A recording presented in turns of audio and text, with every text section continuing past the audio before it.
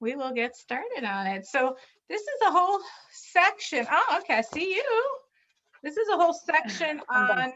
on Noachides and Mashiach. Lots of different fascinating things the Rebbe says that I thought was really, really special about Noachides and Mashiach. So, I mean, Noachides in general, in terms of Mashiach, also not Noachides, Gentiles in terms of Mashiach, but powerful stuff.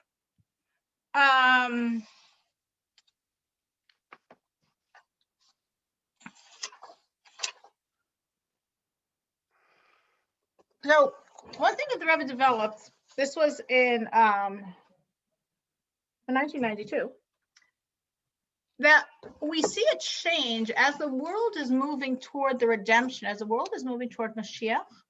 We see a change that the general world, which is of course a Gentile world, a non-Jewish world, is beginning to appreciate and value the Jew. And there says that's a very big shift that we didn't really ever see before, or very rarely. And that shift, the Rebbe says, is part of the process of redemption.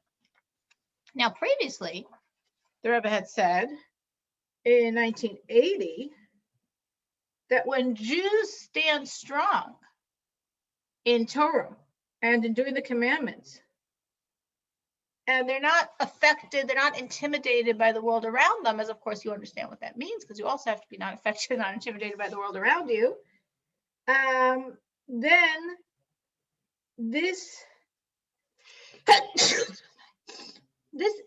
the world around us, and they more and more recognize the Jewish people. So that was 12 years before. So 1980, the Rebbe is saying, and again, I think this message is for all of us, that when you stand strong, when you do what God wants, and it's intimidating sometimes, because to do what God wants means to dress different than the people around you, to act different than the people around you, to talk different than the people around you, to, eat different than the people around you. There's a lot of, and the Rebbe says, but when you do that, it will affect the people around you. And people around you will start actually respecting you for behaving that way. So that was in 1980, the Rebbe was saying that. Now in 1992, the Rebbe is saying the process is happening. We see, as we're getting closer and closer to redemption, the world is more and more respecting, valuing, appreciating the Jew. Now, I don't know if you had that experience. I don't know in terms of your own experiences, because obviously you definitely see the world around more than I do. So I don't know if you've seen a sense over time of people appreciating Judaism and Jews and what that symbolizes or not. Crystal, you have? Oh yeah, absolutely. I mean, Madonna made Kabbalah cool. Right, that's true. She did. Right, that is true. That is true. What about you, Marlena? What have you picked up? It's really interesting. So my neighborhood, they're Christian, but they observe Shabbat like on Friday night, and they learn Hebrew. They're very into the Hebrew. They're Seventh-day Adventists? I don't know exactly. I don't think so. It's something else. I'm not really sure, but it's interesting. That's interesting. Some really, really fundamentalist Christians do that. Maybe Episcopalians. I don't know. Some really, really fundamentalists. Not that either. It's not that. I was trying to read into it, and honestly, I can't remember, but I will look it up for you and let you know. But so this is one specific family or a number of families in your neighborhood? Well, they go to this church, and so everyone in this neighborhood, I mean, they're really great people. I wish I could just influence them a little more, but they respect me and I respect them. But like she tried to invite my kids over to the church to watch a movie, and I was like, well, are there any crosses or anything? And she said yes, and I'm like, I'm sorry, I can't let them go, and it was just, I don't know what movie it was. But I think she does respect me, and like she's actually my first client. I'm doing a homeopathy course, and so like she's actually learning a lot, you know, from me. Like I'm helping her with the flower essences and stuff. So it's really, really cool. And she actually named my daughter Catriella, which is Hebrew for my crown is God. It was her that came up with that name. So, and the one that found me the house across the street, that miracle when I was praying in the last minute, that was her. Oh, wow. Yes. So yes, she's a good neighbor. She's really an amazing neighbor. Yes. And I have so many, like she's just only one of them. Like they're all incredible. So, That's so interesting. yeah, That's interesting. That's very interesting. Such a religious neighborhood in California. exactly. I know it's so safe and quiet. You know, we really are blessed. We really are. That is. So grateful to God. That's what you want your kids to be. That is. And I see it on Facebook too, you know, like a lot yeah. of my friends from Georgia and stuff. Yeah, absolutely. And I feel like they respect me more because when I was younger, I was holding my ground and I was like the weird, you know, like Jewish girl, and they didn't understand me. And now they see so many more Noachides, you know, like we are always wishing each other, you know, the holidays or whatever. I haven't really been on there much lately. I've been so busy, but yeah, I do. I definitely see more people like they'll tell me like Happy Hanukkah or, you know, and they're Christian. So it's just like they embrace it more. That's so nice. So it's, yeah. Wow. Yep. That is beautiful. I'm It's so glad incredible. you had that experience because I'm saying I don't really interface so much. I mean, a little, not really, and definitely not as part of the world. So the more you're part of the world, the more you see where the world's holding. So that's beautiful. And there's something else I saw here that I was really wowed by. Now this, the Rebbe said in 1985. So the Rebbe was saying, this I thought was really, this really struck me very strongly. I didn't know this till I read this, that in the times of Moshiach, when we have the redemption, the entire world is going to be busy basically with one thing, with knowing God. The whole world, every one of the inhabitants. Right now, there's some 8 billion people in this world. So if that number is going to stay the same, it probably won't, probably will increase, but because there'll be the resurrection, and of course people will be all healthy and people will live longer lives. So I imagine the number will grow. But the 8 billion plus members of humanity will all be involved in studying about God, in learning about God, in studying Torah. That's going to be the whole world. It's not just going to be the Jewish world. It's not going to be the 15 million or however many million Jews will be. It will be every single person of mankind will only want to know God. That is going to be the occupation of the world. And this is, again, every single human being, every single non-Jew is going to have only one desire: to get closer to God, to know God, to study Torah, so he can be more and more knowledgeable about God. So therefore, now that is not a chiddush, that is not an innovation. That's something, of course, that is known. Maimonides says that. The Rebbe says, therefore, we should say that this should also start happening now. Meaning, to bring redemption, we have to live redemption. So if we're saying by redemption, all of mankind is going to have only one desire, to know God. It's going to have one essence pursuit, which is to connect to God through Torah. So that means now all of mankind, all of the non-Jews of the world, all of the Gentiles should be involved in studying about God. Every human being, not just Jews, every human being should be involved in studying about God. Now it says in the Talmud, a very strong quote, how do we know that it brings a quote? Well, I'll just tell you the bottom line. It says that in the Talmud, that even a non-Jew, if he's studying Torah, he is equivalent to the high priest. The high priest was the holiest Jew. The holiest Jew of the nation was the high priest. And the Talmud says that when a non-Jew is studying Torah, he's like the high priest. That's how holy he could be, as the Talmud brings a quote to prove this point, and learns it out from a quote. So we could say, wait a minute, I thought non-Jews aren't supposed to be learning Torah.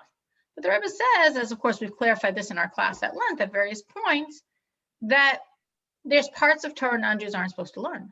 But there's a tremendous amount of Torah that non-Jews are permitted to learn, as we once went through and explained all the parts of Torah that non-Jew can't learn.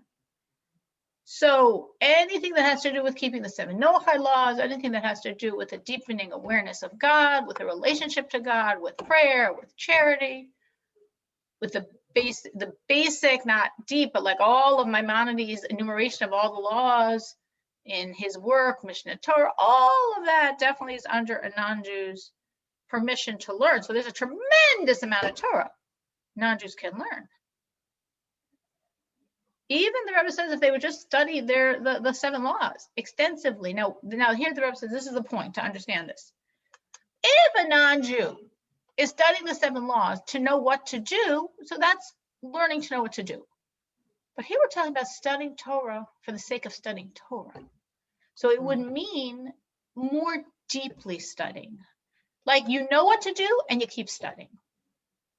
You keep learning. You keep pursuing knowledge. Because if it's just so I know what to do, so it's not that the person is investing himself in studying God's wisdom. It's investing, he wants to know what to do. He's a good person. He knows he has to serve God, so he has to know the laws. But we're talking beyond that. We're talking beyond knowing the laws. It's about knowing God. And we know God through studying his Torah. It's just to me an incredible thing that the Rebbe is saying here, a twofold incredible thing. One he's saying is a non-Jew that truly immerses himself in studying Torah is like a high priest. And second, he's saying that non-Jews should immerse themselves in studying Torah because this will create the redemption, because we create the redemption by living now like the redemption. And since by the times of redemption, the whole world is going to be immersed in studying Torah to know God, so now, already now, the non-Jews should be studying Torah to know God. Studying all the areas of Torah that are permissible for them to know, which is a tremendous amount. Studying the Torah to know God. Why?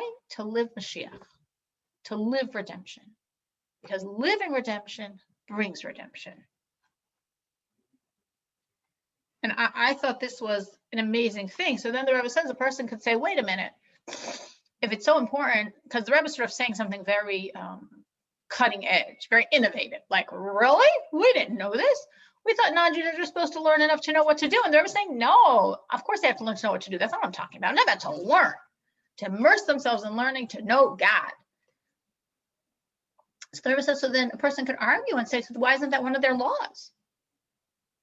You know, we don't find on the 7 Noachide laws to study Torah to know God. But the Rebbe says an interesting answer to that. The Rebbe says that we see that the primarily the 7 laws are prohibitions, right? Once we believe in God, we have do not commit immoral relationships, do not murder, do not serve idols, do not steal, do not curse, do not eat the limb of living animals, and have the courts to enforce all of these laws. So in general, and that is of course a dispute among the sages, but if you would just strictly look at those laws, they're basically all what you're not supposed to do. And we know that the perspective is that that's listed what you're not supposed to do. And in this generic concept of courts of laws are included, or some would say in the generic concept of believing in God is conclude all of what you should do. Like for example, as we've discussed, giving charity. Giving charity is incumbent on a Noachide. Well, where is it in the laws? Good question. Maybe it's the court system. Maybe it's the belief in God. But we know it's incumbent on the Noachide. Honoring one's parents is incumbent on a Noachide. Doesn't list there honor your parents. It's not one of the 7, but we know it's incumbent on the Noachide. So similarly, the Rebbe is saying here, it's a tremendous, tremendous innovative thought. Like, you know, you need to be the large Rebbe to say this, that learning Torah is incumbent on a Noachide. This is incumbent on a Noachide, and this is a road to bring redemption for the world. So this was a great affirmation for our class. You know? that the Rebbe is saying we're supposed to be learning Torah here. This is very, very important for Noachides to be learning Torah. And the Rebbe says that when the Jews can help the non-Jews learn Torah, this is going to refine. The Torah refines the person. So as you learn Torah, you change. You become refined in a way that you weren't before. In other words, just like when you give charity, so this refines your hand. When you guard your mouth for saying inappropriate things, this guards your mouth. This refines your mouth. When you study Torah, your whole brain becomes refined. Your brain starts thinking differently. Your brain starts thinking like someone who is immersed in God's Torah thinks. So it's a totally different level of purity of mind that is going to happen as you study more and more and more God's Torah. So have you seen that process? Have you seen your brain shifting? Have you seen the change in your own thoughts as you've more and more been studying over the years, of course, Torah?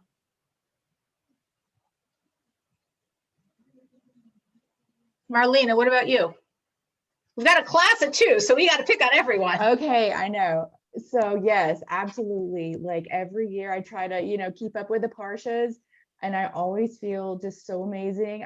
I thirst for knowledge. I have books and books that I still haven't read.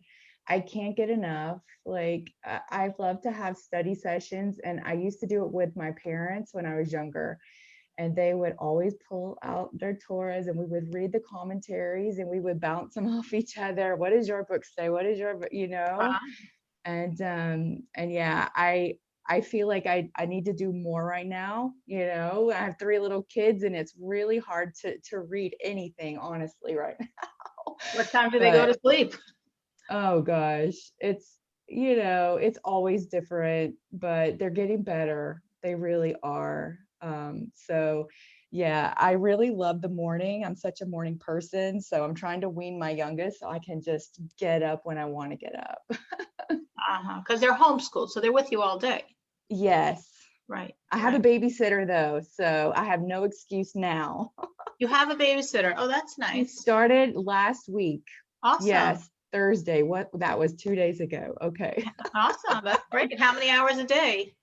She was supposed to be here 2 starting out, then it turned into 4 because she was just that amazing. And I know her mother. I've known her. Like I just never thought about it. And Rachel was like, "Well, what about Kayla?" And so she's really great. Awesome. Yeah, she So cooked you and have 4 cleaned hours and a day to everything. breathe. And so That is yeah, I'm cool. gonna like give her more and more. I was worried about Catriella because she's not really good with people. So yeah, I'm really excited about that. But yeah, I do So notice God's giving you time. You got to give him back some Torah study. Yes, Bezrat Hashem. And so like when I'm reading the Psalms, like if I'm ever in any kind of, trouble, and I always, pray to Hashem. I talk to Hashem like all day, every day. Like he's always with me, even in my dreams. If I'm in trouble, I'm praying to Hashem, and I'll wake up and, like I have so many amazing dreams, and he's always in my heart and on my mind. So it's like when I read the Psalms, I do, feel something, but I feel like my personal prayers are stronger, and I'm just more connected. I get it. But the Rebbe here is saying, learn, bring Moshiach, learn, change your mind. I forgot to say, now that we're halfway through this class, that I'd like to dedicate this class tonight to Dixie's husband, who's not on, and I hope that's not a bad sign about her husband's health. John, the son of Willett, that our learning should be an inspiration to help his complete, absolute recovery. What about you, Christelle? Absolutely. It's so funny. It was like it's part of my mental shift just because I'm getting older, because it's like, once you get into your like mid 40s, what I mean? But no, it's a lot of it. I'm going to say, I've definitely seen like a change over the years, and just, what Marlena was saying, like every year, you read through like the Parshas and everything, and it's like a deepening level every year. And, I love, we read through everything with Eli, and, we have like books for children, so we can read the Parsha with him and everything, because I don't think he would sit still for like the entire parsha per se, but I think it's the Family Torah. I think that's the name of the book, but it's geared towards. There's a nice book for, I mean, it's called The Little Medrash Says. Yes, we have that one too. The Little Medrash Says is like stories for children, but all the Torah stories, all from the Parsha. Yeah, there's another. I'll go grab the book before we get off, but it's a really good one, and it's a great synopsis, and it speaks directly to children, and it's, I really like it, and and he gets into the stories and stuff, and like sometimes he's like, you know, he wants to like find out what's going to happen, you know, the next, you know, Next and it's week. like, yeah, it's like, oh, we have to wait till next week, or you know. So I think even like for me, the biggest change I've seen in myself is through, you know, just seeing how he's being raised, and how you know, just what his relationship is, and how That's a beautiful thing you both have, that your children are so lucky that they're being raised by Noachides. This is a whole new thing in the world. yeah, I they mean, don't have this to is like, learn this is anything. real, this is new in the world. I mean, and now because we're so close to redemption, so there's so many Noachides, and we can even now have a next generation. So your Mhm. children are being raised, your children were all born to Noachide parents. And first of all, you're very blessed that you and your spouse are on the same page. That's, you know, obviously Oh, there's yeah, Noachides that don't have that. But absolutely. then within that, also many Noachides, even though they and their spouse are on the same page, when they found the truth, their children were already older. So it Yeah. was very different.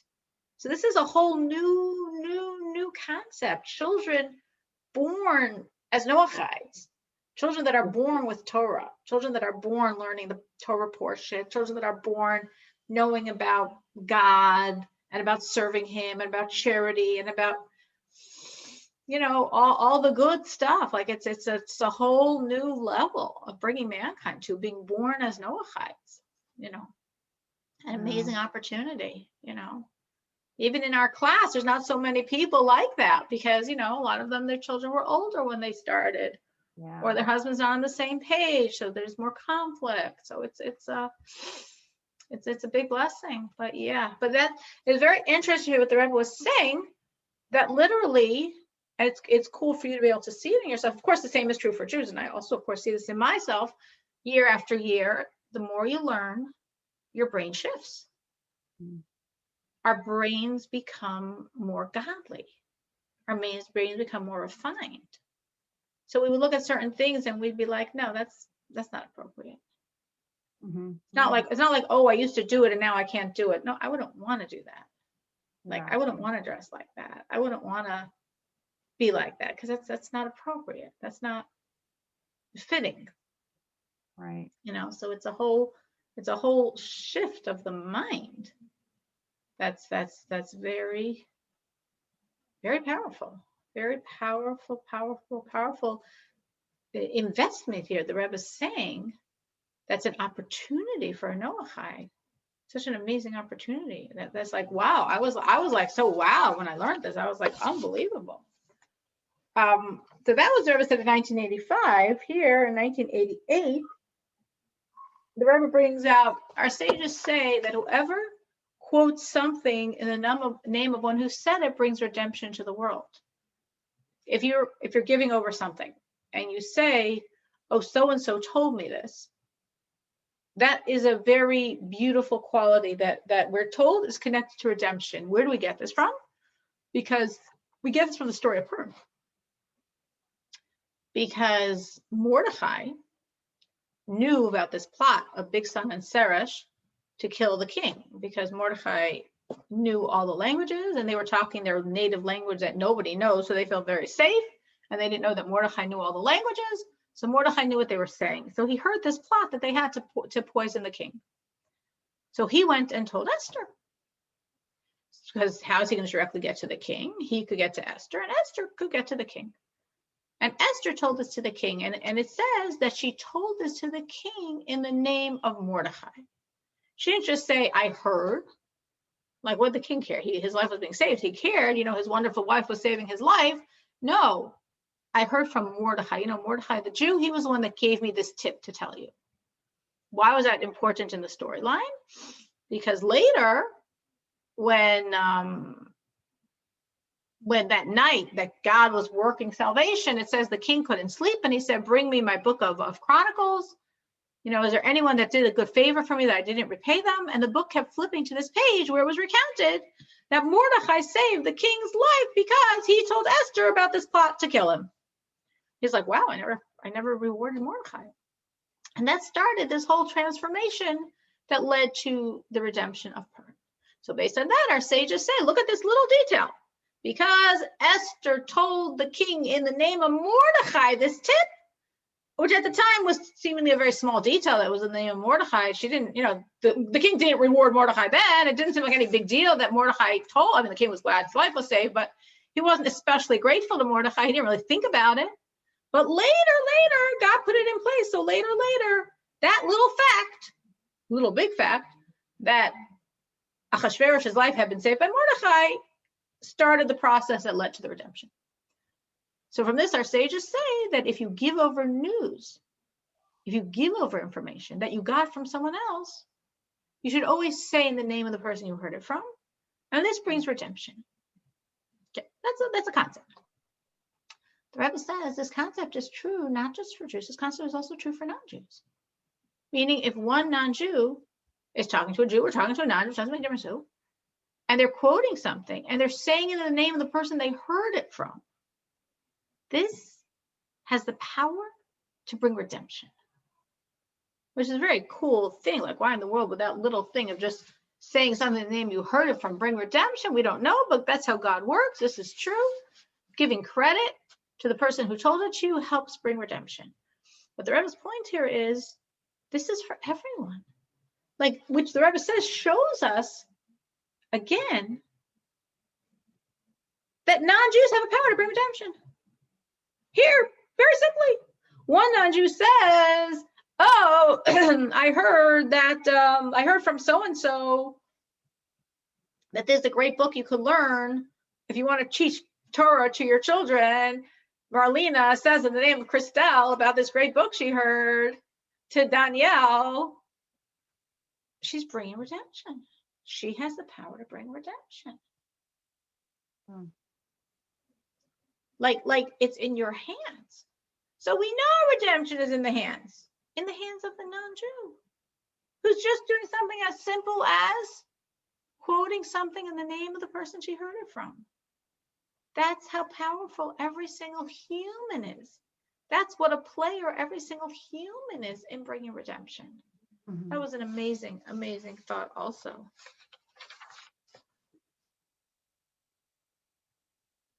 Now this was something the Rebbe said in 1978. This is even predating that. The Rebbe here is speaking about this idea of Moshiach, King Moshiach's impact on the world. So we know, of course, when Mashiach comes, the whole world is going to be serving God. So it says that Mashiach is going to correct the entire world, rectify the whole world, to serve God together.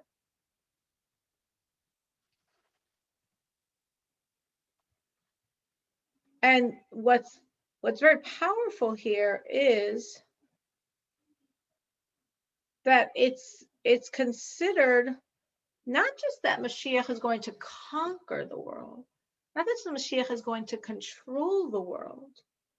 Because if Mashiach is conquering the world, or if Mashiach is controlling the world, the implication is that the world doesn't really want this, but they have no choice. You know, God is investing all of his power. You know, you can't fight God.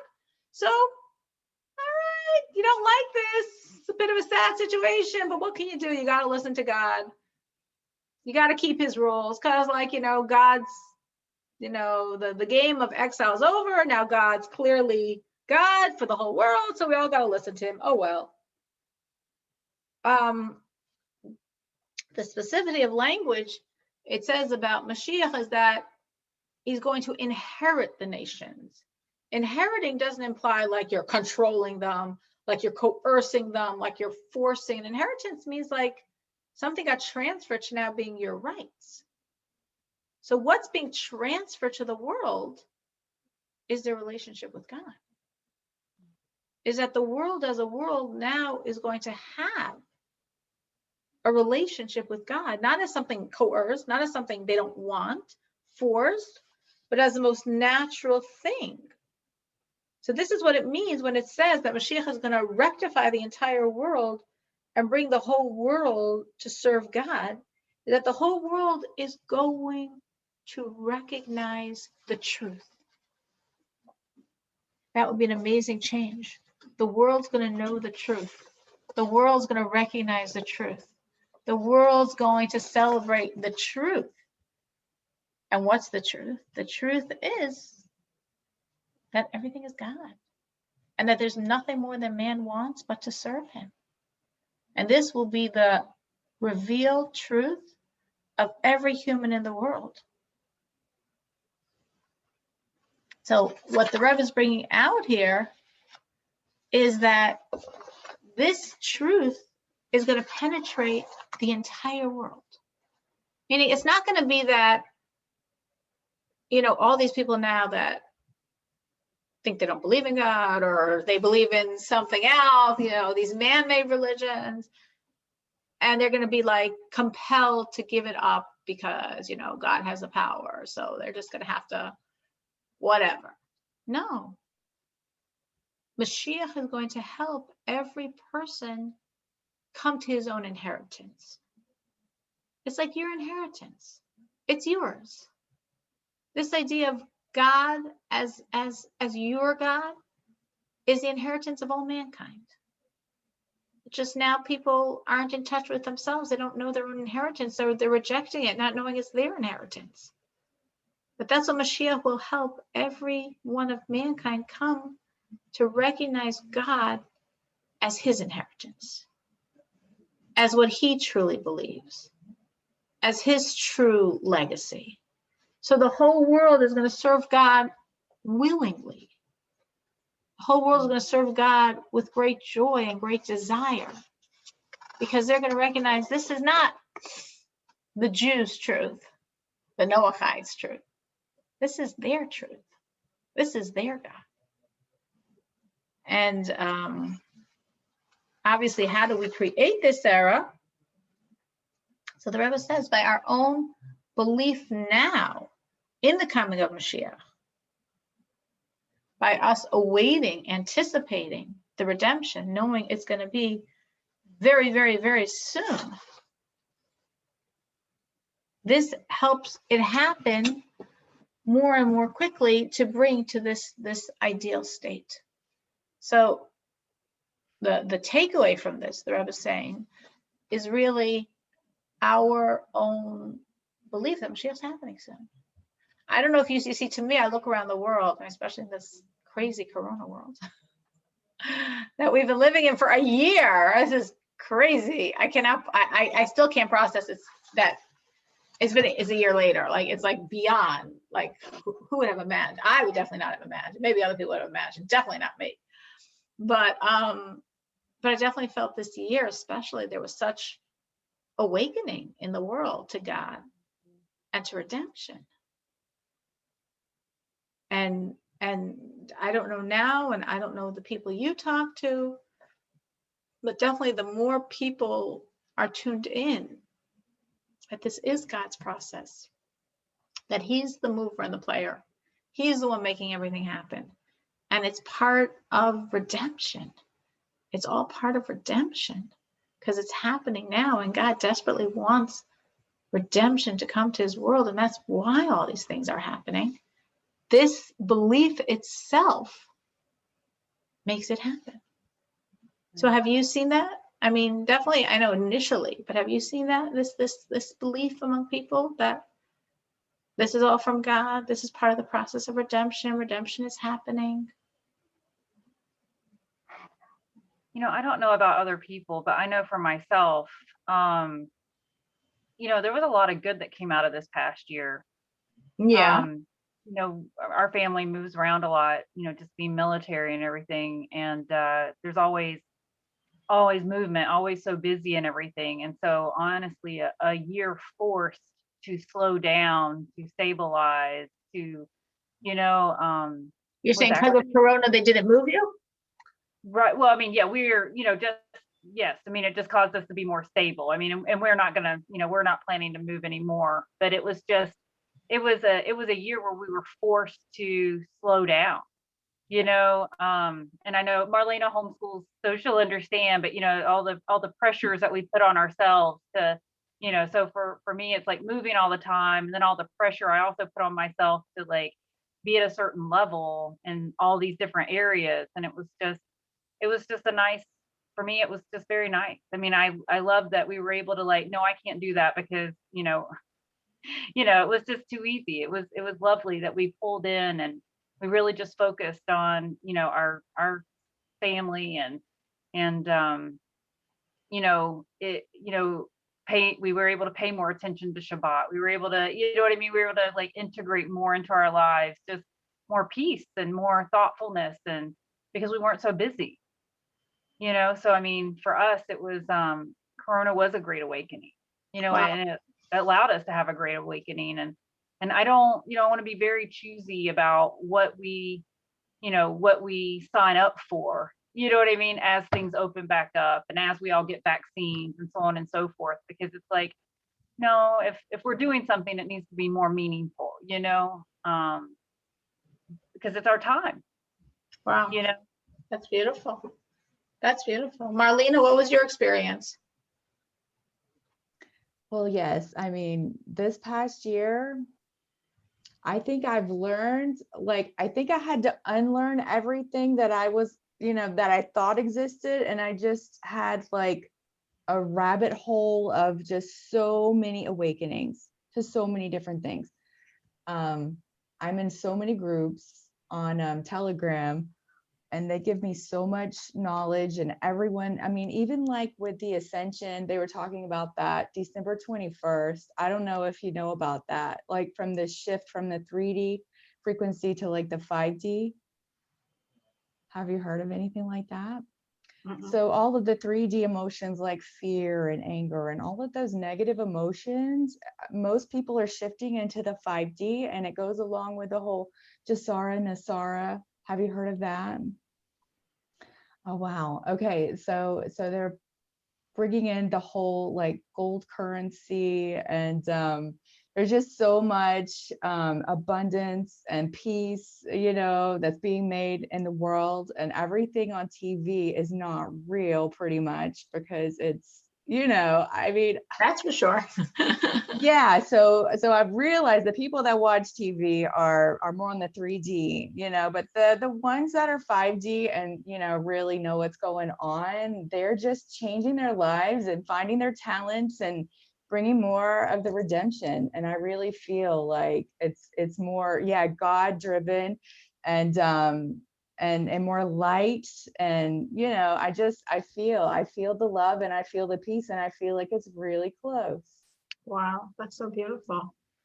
That's beautiful. That's beautiful. And you're saying also you feel like the Corona allowed you to slow down and focus. Yes, absolutely. And it was a blessing for me. Nothing changed in my life. The only prayer I had was, I wish my husband would work more from home, and he got that. And he's slowly going back, but we needed that. And he's been here with the kids, giving me breaks in the middle of the day. It's been a blessing for us. Nothing changed except for that. Wow, that's beautiful. Thank God. Thank God. I mean, Yeah, there were people obviously whose lives were very disrupted. But it's absolutely. so nice that for the two of you that you really saw the blessing in it, and you saw the movement toward redemption, which maybe as Noachides, God protected you and helped you be in a space where you got the good from it. You got the good, you got the ability to slow down, you got the ability to focus, you got the ability to have more family orientation. Yes, it was interesting because we were actually living across the street and having our whole house remodeled like in January of last year. That's when it started. So that was a little interesting going through the beginning phases of that, in a completely different house, but at least we were across the street. But still, it was that was, a difference, I guess. But yeah, he was always working there in the office. He was there with us. So it was great. And the construction people didn't stop because of Corona. Nope, they didn't have to stop. It just Good. kept going. We were so grateful for that because everything was closed down, but they let contractors keep doing But their not job. construction, right? I know. I was so worried, and yeah, it was amazing. Okay, so Yeah. you see, God, I do believe that, you know, when the more you're connected to God, the more God's blessings and protection should be in your life. And you should see the blessings, and you should see things, even hard things. It makes sense that, you know, you're getting them through a filter that it's so visibly good. Visibly good. Because when you're serving God, goodness should pursue you. Blessings should pursue you.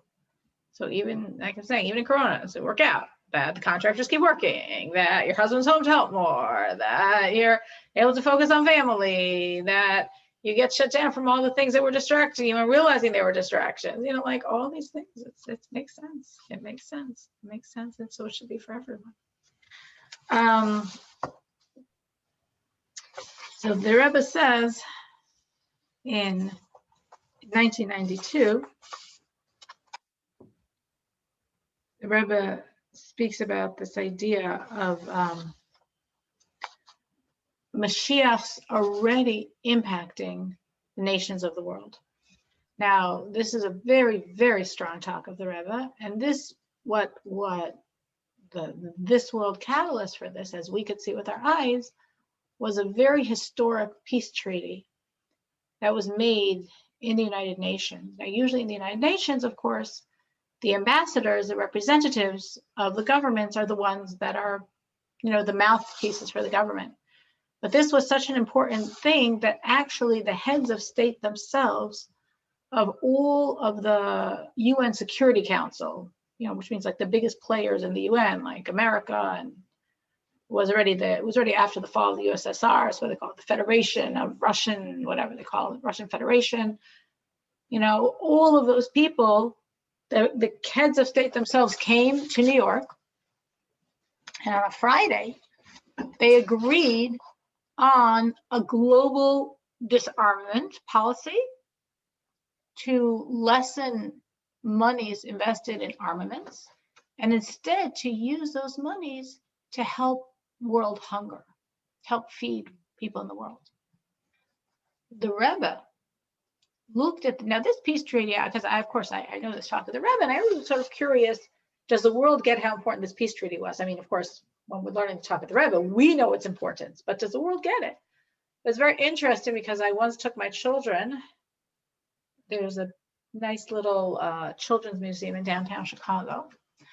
Next time you come to downtown Chicago, there's this, you know, like very touristy place called Navy Pier. And then one of the things they have here, there's a nice children's museum. So one time when I took my children, they had, I mean, it's not a permanent exhibit, but it was like a temporary exhibit they had was each year, like for I don't know how many years they went back, like the highlights of that year. And for 1992, this was one of I think like 5 things for each year. And this was one of the 5 things they wrote. So they really realized that this was a huge thing. And the Rebbe makes it really, shows the hugeness of this, because the Rebbe says, what's going on here? Here we've always, you know, war, it just never made sense. War is obviously a destructive force. War obviously is not good.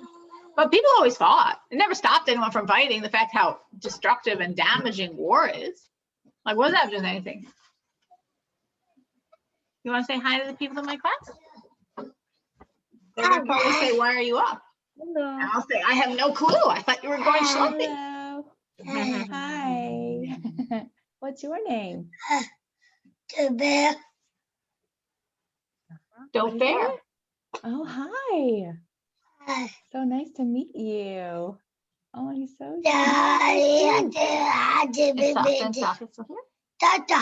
Is Sasha still here? Yeah. So normally I put him to bed before the class, but as I said, there was a little family party going on. So Yeah. I How old is didn't put him to he? bed, and I thought somebody else would, but they will afterward. Right. He is That's 7. okay. He's almost 8, actually. Oh, wow. They grow so fast. Yeah. Yeah. Yeah.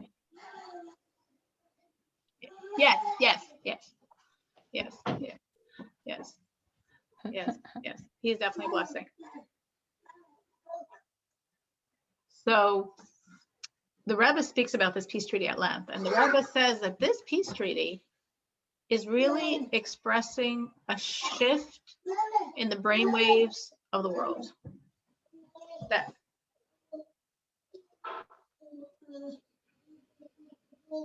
I can't go to class, but there's a blanket right there. It's okay. There's 2 blankets right there. No, no. That you, like Rebbe said, war never made sense, but everyone always fought. And now people are officially saying this makes no sense. We are not going to fight. What are we wasting money fighting? What are we wasting money destroying each other? We want to actually use the money to help mankind. And they're saying, you know what this is? This is the beginning of the fulfillment of Isaiah's prophecy, and they will beat their swords into plowshares. Very cool, because that's actually written on the wall outside the UN building. This is actually like the statement of purpose of the UN is to come to the age of, and they will beat their swords into plowshares. That's very interesting, because traditionally the UN has been incredibly anti-Semitic and incredibly anti-Israel. And that's true.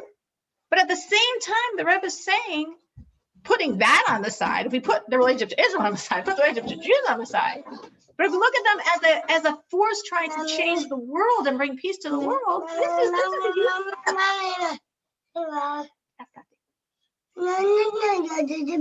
Okay. This is a huge step. And they said, why did this step happen? If war never made sense, why did people ever fight? Because they wanted to, even though it made no sense, because there were gains they were getting that they liked. So then what shifted now? It's only they're saying, oh no, war, that's horrible. That's destructive. That's waste. What shifted was, the Rebbe says, the impact of Moshiach on the brains of the world. That now people in the world think differently. They think more like God. Just as Torah is, our sages say Torah is the blueprint of the world. I mean, the world was modeled after Torah. And 3,300 some years ago, Torah was given to the world and started affecting the world. Primarily, of course, at that time learned by Jews. There weren't too many Noachides that were learning Torah, so primarily the Jewish people are learning the Torah. And as the people are learning the Torah, more and more, their brains started syncing with Torah's brains, with the thoughts of Torah. So as the people learn Torah, the people that are learning the Torah are thinking, yeah, it's wrong to steal, it's wrong to kill, it's wrong to be aggressive. We need to be moral and good and kind and compassionate. But now the Rebbe says, it's been over 3,000 years that Torah has been studied. It's not just affecting those Jewish people studying Torah. It's trickled into the whole world. Now this is in the brainwaves of the world. And of course, depending on how open you are and how moral you are and how naturally good you are, more and more you can pick up Torah's messages. So that means in the brains of the world, this makes sense. It makes sense to be good. It makes sense to be kind. It makes sense to be charitable. You know, it used to be, those things weren't cool. Like you said, Madonna made Kabbalah cool. Being a good, kind, nice person wasn't cool. Mm-hmm. You know, when I was growing up, there was a concept, it was based on a book, a famous children's book called Pollyanna. I don't know if this is too beyond your time, if you've heard of Pollyanna, but Pollyanna was like a really good person. Everything was good. Everything she saw was good. Everything she saw was good. And it was sort of viewed as like stupid. Like, oh, what a Pollyanna. Oh, everything's so good. Oh, you want to help people. Oh, what a Pollyanna. It was, I mean, the author of the book obviously meant it in a positive way. Whoever wrote the book was in sync that this is good, but how the book was, and the book became, I don't know how to put it, it's like a children's classic, but it sort of became a cliched concept of like, oh, someone who looks at things and wants to help people and wants to be good and sees everything as good. Like, oh, wow, how stupid. And now the world's brains is shifting and the world's saying, hey, that's right. That is how we want to look at the world. That is how we want to look at other people. That is how we want to look at mankind. That is how we want to look at things as good and kind and righteous. And we do want to stop fighting because fighting is not nice. And we want to be nice. We want to help other people because that's good. And we want to be good. Like the world's shifting to think like Torah, like God. That's this morphing of the brains of the world. And that's happening as more and more Torah study. Then additionally, the Rebbe says this is happening because Moshiach himself is more and more impacting the world. He's changing the psyche of the world. Good night, Daryl. He's changing the psyche of the world. It's very interesting. Of course, the Rebbe never refers to himself. He always refers to his father-in-law who passed away in 1950, and he just views himself as like the physical embodiment of his father-in-law. So he's crediting his father-in-law, but we credit him as like this is where the UN is, in the same city as the leader of the world, as the Moshiach of the world. So it's not coincidental that the UN is located in Manhattan, because that's a few miles from Moshiach, from 770 Eastern Parkway, from where Moshiach is. So as Moshiach's energy is spreading and impacting the world, here's the UN a few miles away, creating a legal body of agreement of the world's powers that say, yes, we don't want to fight anymore. Yes, we want peace. Yes, we actually want to take all that money that goes into fighting and use it for food. Like Isaiah said, they'll beat their swords into plowshares. So they could have said, well, we're not going to put this money into armament, and instead we're going to put it into exploring outer space. We're gonna put this money into making the World Wide Web more efficient and productive. They said we're gonna put the money into food, because that's what Isaiah prophesied thousands of years before. They're gonna beat their swords into plowshares. So that's why they had to take the money and not put it into the space race, and not put it into internet, and not putting into decreasing pollution. They had to put their money into food. That's fulfilling Isaiah's words. And that's the impact of Mashiach on the world. So even though these leaders, in America, it was George Bush was the president then. So it's not that George Bush was thinking, this is what Isaiah said, I better follow suit. Or, this is what the Lubavitch Rebbe is doing, I want to comply. No, they were clueless. That's why they're thinking this way. But that's why they were thinking this way. Because of words of Isaiah prophetically said thousands of years before, because of the impact of Mashiach changing the world. To the degree that the Rebbe said that now, it used to be the evil empire, the USSR, which proclaimed atheism. That was a statement of policy. That was a way we look at the whole world, through the eyes of atheism. And when the USSR fell, without almost a gunshot, they changed it and they said, no, we believe in God. We believe in God. Sorry, we believe in God. And now suddenly in Russia, you're allowed to live in God. It's legal. And it's changed. So that changed for millions and millions of people. But this whole huge power was now like, yeah, it's okay. It's kosher now. It's legal now. You're allowed to believe in God. So again, how did that happen?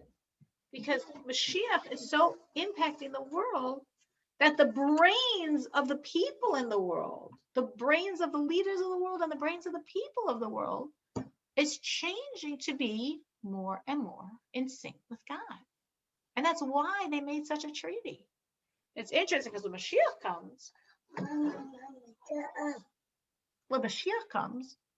we said earlier that every human is going to only want one thing, to study Torah. And at that point, our brains will be in sync with God's deepest mysteries. But already now, our brains could be in sync with God's laws.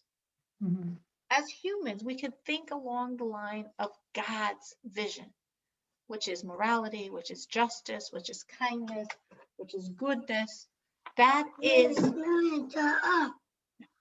is how we as people can think, because Torah has been so studied and because Moshiach is so impacting the world. So this was an amazing thing. Now it's interesting because, of course, you could say since 1992, it seems like there's been a lot of fighting in the world. And the rest of this in 1992, but there's a think tank. Good night. Good night. There's a think tank that's funded by several nations, and that they study. They've been studying like war and peace, over the world. and they study terrorism, they study civil wars, they study wars between countries. Water, yes, she has water. You have water too? And yeah, she has water and you have water. Yeah.